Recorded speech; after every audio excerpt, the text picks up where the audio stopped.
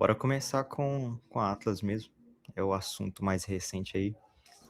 Você consegue. Porque na minha tela que eu já falei, não tá aparecendo. Consegue me mandar os arquivos para eu abrir? É porque eu queria fazer um breve comparativo entre essa Atlas agora e a do mês passado, né? Porque tem algumas coisas que mantiveram iguais, algumas coisas que mudaram. Deixa eu entrar aqui no computador. O computador atrás de mim aqui. Deixa eu ver. Ah não, eu tô vendo aqui no computador. Tô vendo. Deixa. Aí. Vamos direto pro cenário de primeiro turno, que os dois são muito parecidos. Vamos ver a anterior primeiro. E depois a de dia 19, que foi ontem, né? Isso de abril.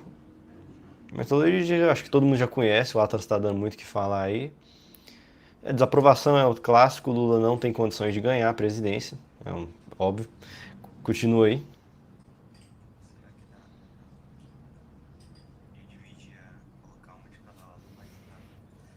Não tem problema, é só trocar rapidinho. Desce. Não, lixo, não importa. Isso, cenário um. Agora já vai puxando aí, mas o que a gente vê no cenário de primeiro turno? Já puxa a segunda, no caso, vai arrastando para a mesma parte. A gente viu aí o Lula com 46,6% e o Flávio com 39%, arredonda para 40%. A gente vê um cenário em que os dois estão basicamente, aspas, pau a pau no segundo turno. E se você for pegar dentro da margem de erro para baixo para o Lula e acima para o Flávio, os dois estão muito próximos, uma distância mais ou menos de 1% ou 2%. Essa é a distância entre eles, considerando, né, a margem de erro, abaixando para o Lula, aumentando para o Flávio. Então, esses eram candidatos que estão realmente, numericamente, quase que empatados. Com o Lula uma pequena liderança no primeiro turno, acima do Flávio. Agora passa para a segunda aí. É mais recente. A gente vê aí, o Flávio estava com quanto? 39, né? É, isso, ele caiu 3,6 pontos e o Lula subiu 0,4. Esse 0,4 que o Lula subiu não é uma subida, é só uma mexidazinha na margem de erro, não tem nenhuma diferença. Mas essa queda foi perceptível, mas volta lá no ano anterior, porque eu acho que a gente percebeu isso melhor no Zema. Porque olha o tanto que o Zema tinha antes da queda do Flávio, 3,1, e depois da queda do Flávio, vamos lá, 5,2. E o Caiado mudou alguma coisa? Como é que foi a mudança aí? Volta aí. Ah, o Caiado diminuiu. O Caiado ele perdeu um pouco de destaque para o Zema também. Então, assim, o voto do Flávio não foi um voto que simplesmente migrou para outros candidatos. O Caiado, o Augusto Cury e o Aldo Rebelo são candidatos, assim, que pré-candidatos, né? Que na prática não estão presentes na cena do jogo. Os que realmente estão presentes no game são os 4 primeiros até o momento. A gente tem que ver se o Partido Novo vai tocar para frente com a candidatura do Zema ou não, mas que tem no jogo esses 4 aí. O voto do Flávio ou migrou para o indeciso ou migrou para o meu Zema. Foi isso que aconteceu. É isso que aconteceu nessa pesquisa aí, é uma coisa muito óbvia para perceber. E sendo muito sincero, Aleph, eles anteciparam a pesquisa, era para sair dia 25. Eu acho que ainda não captou todo o baque que todo esse escândalo está acontecendo com o Flávio. Porque logo em seguida que veio o áudio do Flávio, veio o vazamento de que o Eduardo Bolsonaro tinha participação. Agora veio o áudio do Mário Frias como diretor do filme lá do Dark Horse, que ele tem envolvimento também com o Vorcaro, amizade próxima com o Vorcaro. Você também teve mais alguma coisa que aconteceu, não lembro. Você teve agora que o Flávio usou verba do Senado para viajar lá para São Paulo para visitar o Vorcaro logo depois de ter sido preso. Então, assim, as coisas ainda estão se desdobrando. Tem muito mais coisa para sair. Não tenho nem dúvida se tem mais coisa para sair. Mas esse que é o negócio. Eu acho que o desgaste do Flávio tá só começando. E a gente vê o cenário óbvio que a gente falou na última live que a gente comentou da Atlas, que é o Renan Santos consolidando a terceira via. Não tem mais discussão. O Renan Santos, de fato, é o candidato de terceira via. Quem não tá falando disso tá só delirando. Não é questão de você gostar dele ou não, a realidade é essa. Assim como a realidade é que o Lula está na frente e a realidade é que se o Flávio for pro segundo turno contra o Lula, o Flávio vai perder. Arrasta aí para baixo no cenário de segundo turno, o Aleph, nessa nova que acabou de sair. Ou não tem? Tem lá embaixo, se eu não me engano. Lá embaixo. Esse é importante, mas vamos para o cenário de segundo turno. É um cenário em que olha aí, ó. Cenário de segundo turno com Lula. 48,9 versus 41,8 do Flávio. Então, assim, esse é o cenário que eu vejo muita gente bolsonarista falando assim, não, mas vota no Flávio porque ele tem maior chance de ganhar contra o Lula. Já era. Já era. O Flávio Bolsonaro não tem nenhuma chance de ganhar contra o Lula no segundo turno. Da mesma forma que se o Flávio Bolsonaro, quer dizer, que se o Lula for contra qualquer um desses outros três aí, se ele for contra o Romeu Zema, se ele for contra o Caiado e contra o Renan, no segundo turno ele perde. A gente não vê essa derrota ainda do Lula para esses três, porque os três são simplesmente desconhecidos perante o Jair Bolsonaro e o Flávio Bolsonaro. Eles são ainda ofuscados pela sombra desses dois. Mas se esses três atingirem uma taxa de conhecimento maior e esses três aí realmente se potencializarem como a terceira via, qualquer um dos três, eles ganham do Lula no segundo turno. Qualquer um dos três. Ronaldo Caiado, Zema e Renan. Qualquer um dos três ganha dele no segundo turno. Não tem discussão. Dá pra ver seu zap aí, Olive. Não, é só você. É só eu que tô vendo? De boa, então. Mas é isso, então. É uma consolidação, é uma constatação óbvia. O Flávio Bolsonaro hoje perde pro Lula no segundo turno. Então, assim, quem é da direita e quer eleger um candidato de direita, não tem mais a opção Flávio Bolsonaro, tá? Se você é do voto útil, você não vai votar no Flávio Bolsonaro. Você não vai apoiar o Flávio Bolsonaro. Já era. Porque as pessoas finalmente acordaram depois de... Vamos contar a partir de 2019, porque as pessoas não conheciam a família Bolsonaro direito. Antes, por mais que tinha aquele escândalo lá do irmão do Bolsonaro com um cargo fantasma, enfim, um monte de coisa, não conheciam. Vamos lá. 19, 20, 21, 22, 23, 24, 25, 26. 8 anos. Depois de 8 anos perceberam que o Flávio é corrupto. É uma boa notícia. Finalmente perceberam que o Flávio é corrupto, mas não é novidade. É um candidato, é um pré-candidato muito fraco. É um pré-candidato com um teto de vidro que está fazendo a galera do PT parecer honesta.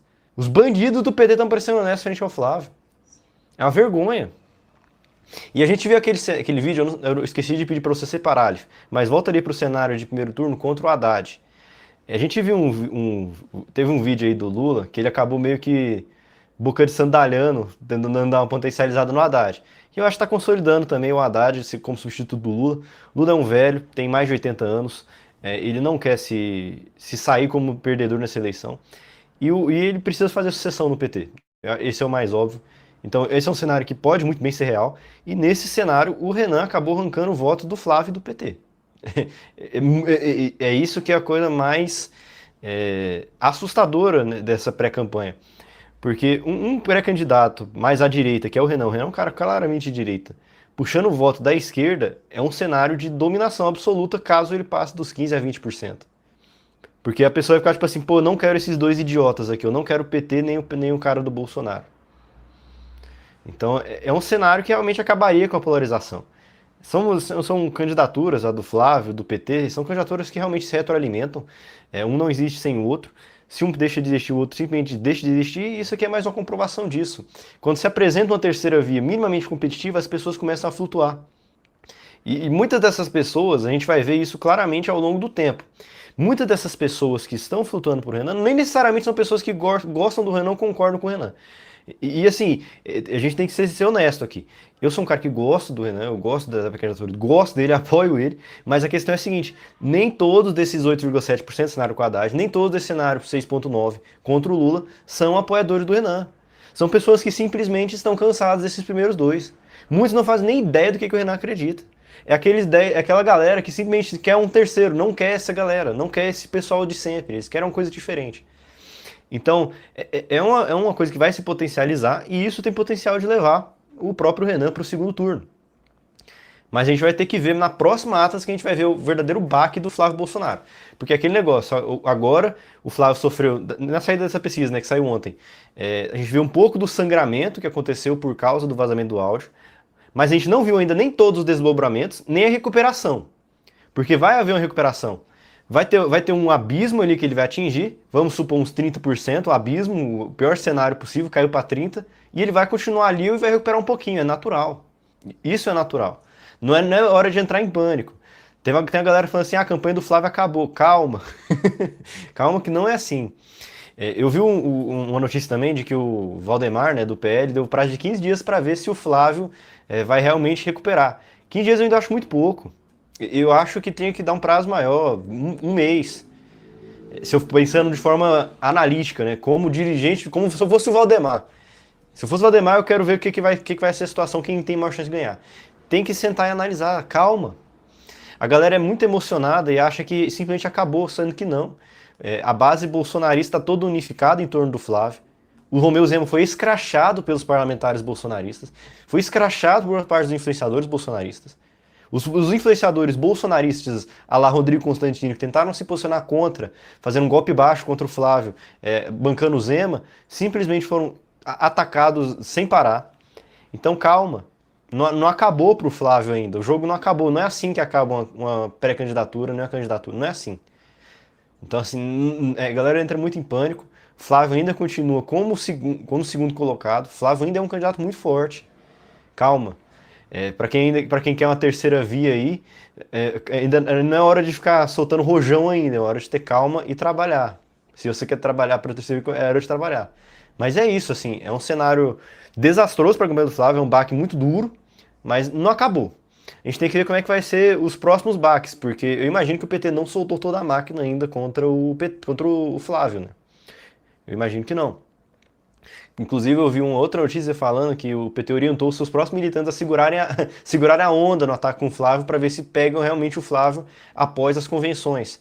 Porque se o Flávio passou pelas convenções, o Flávio é o candidato, não tem como mais mudar.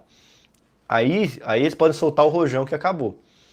Mas é isso, é um cenário muito ruim para o Flávio, ruim para o PT também, porque o PT não mostra nenhum sinal de melhora, nenhum, porque o eleitor que estava no Flávio foi pro Zema ou foi pro indeciso, não vai votar em ninguém. É isso que aconteceu. Não vai pro Lula, esquece. O eleitor que estava com o Flávio e agora saiu por causa desse escândalo, não vai pro Lula.